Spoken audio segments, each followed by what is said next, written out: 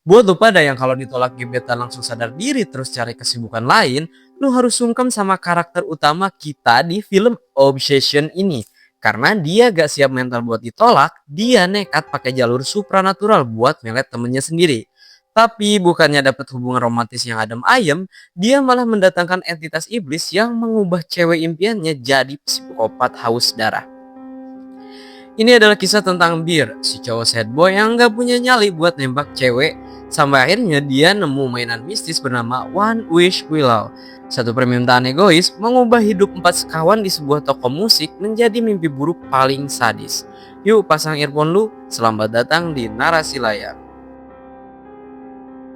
Cerita dimulai dari Baron alias Bir, seorang karyawan toko musik yang kuper dan lagi naksir berat sama teman kerjanya sendiri bernama Nicky.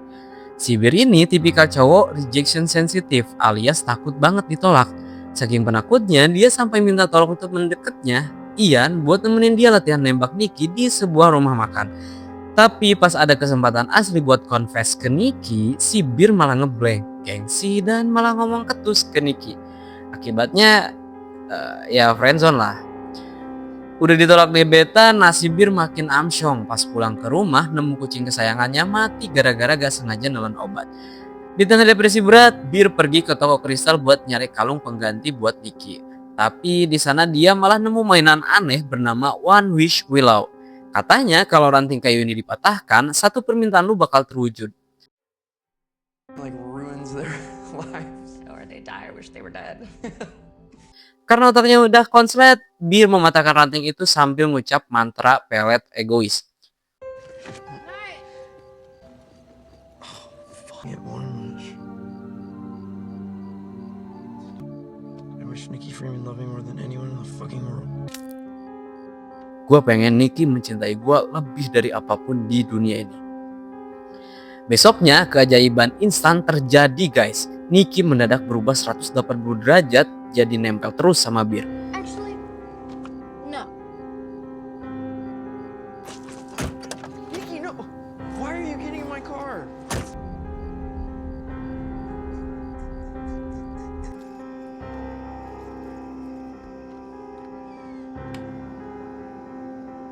I like it here. I'll get in my head all night and stare at the ceiling.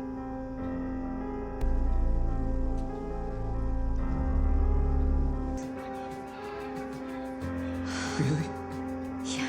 Awalnya si Bir girang banget dong, berasa ramuan peletnya berhasil. Tapi rasa cinta Nicky ini langsung melesat ke level obsesi yang gak waras.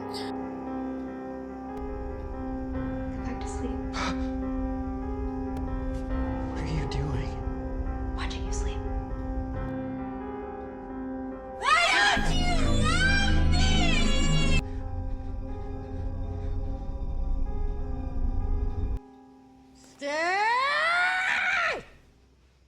Puncaknya pas pagi hari, si Bir udah rapi pakai kemeja dan siap-siap mau berangkat kerja ke toko musik. Pas dia mau buka pintu rumah, tebak apa yang terjadi? Pintu rumahnya udah dipalang dan diisolasi atau diselotip total dari dalam sama Nicky. Nicky berdiri di depannya sambil senyum manis, tapi tatapan matanya kosong. Bir pun berangkat kerja. Nicky kemudian dengan wajah super polos ngasih sebuah kotak bekal makan siang yang katanya dimasak khusus penuh cinta buat Bir. Bir pun membuka kotak bekal itu dan mulai memakan dagingnya. Tapi pas lagi ngunyah dia ngerasa ada yang aneh. Dan disinilah plot twist paling disturbing di awal film kebongkar. Ternyata daging yang lagi dikunyah sama Bir itu adalah daging dari bangkai kucing kesayangannya sendiri yang kemarin mati. Singkat cerita, Bir makin depresi dan nyoba bawa Nicky keluar buat bersosialisasi biar gak makin stres. Mereka berempat, Bir, Nicky, Ian, dan Sarah akhirnya nongkrong sambil main Jenga, minum di rumah Ian. Di sini suasananya makin canggung pas Bir dapet tantangan Jenga buat nyium Sarah yang duduk di sebelahnya. Melihat hal itu, entitas iblis di dalam tubuh Nicky langsung ngamuk.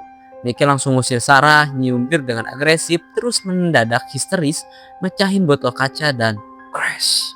Dia nyayat-nyayat mukanya sendiri pakai pecahan botol itu sambil teriak-teriak. Disinilah semua orang sadar kalau Nicky udah gak waras. Melihat Nicky yang makin mirip psikopat, Bir makin panik. Everything was normal.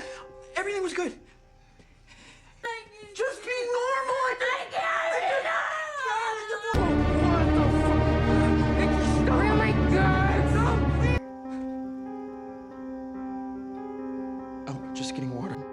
You're supposed to kiss me. Bir yang emosi bercampur takut langsung pulang ke rumahnya buat nyari sisa ranting One Wish Willow terakhir buat ngebatalin kutukan. Tapi begitu buka pintu rumah, jeng jeng,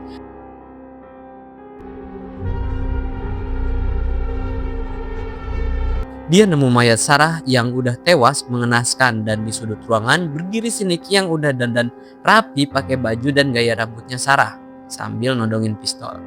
Di momen-momen terakhir kesadaran asli Nicky sempat balik sebentar. Jiwa aslinya nangis ke Bir memohon buat dibunuh aja karena dia kesiksa. Jadi tawanan dari tubuhnya sendiri gara-gara permintaan egois Bir.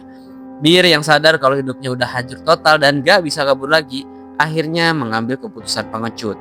Dia memutusin buat bunuh diri dengan menelan sebotol pil. Karena menurut aturan mistisnya, kalau si pembuat permintaan mati, maka kutukannya bakal patah. Begitu nyawa Bir melayang, kutukan pelet itu langsung hancur. Jiwa iblisnya keluar dan Nicky asli langsung terbangun dengan kesadaran penuh. Tapi bayangin gimana hancurnya mental si Nicky, guys. Begitu dia melek, dia udah berlumuran darah dikelilingi oleh mayat Sarah, Ian, dan Bir yang secara fisik dibunuh oleh tangannya sendiri selama dia kesurupan. Film berakhir dengan sangat kelam, memperlihatkan Nicky yang meraung menangis histeris. Kesimpulan dari film Obsession ini dalam banget, guys. Jangan pernah memaksakan kehendak lu untuk memiliki seseorang yang memang hatinya bukan buat lu. Karena cinta yang dipaksakan lewat manipulasi, apalagi jalur mistis, hanya akan melahirkan kehancuran bagi semua orang, termasuk diri lu sendiri. Menurut lu siapa penjahat sebenarnya di film ini? Si Bir yang egois, si Ian yang nusuk dari belakang, atau kutukan ranting kayunya? Tulis teori dan pendapat lo di bawah ya. Jangan lupa klik like, share, dan pastinya subscribe channel Narasi Layar biar kita bisa terus bedah film-film serarap kayak gini. Gua pamit dulu, hargai keputusan gebetan lu, dan bye.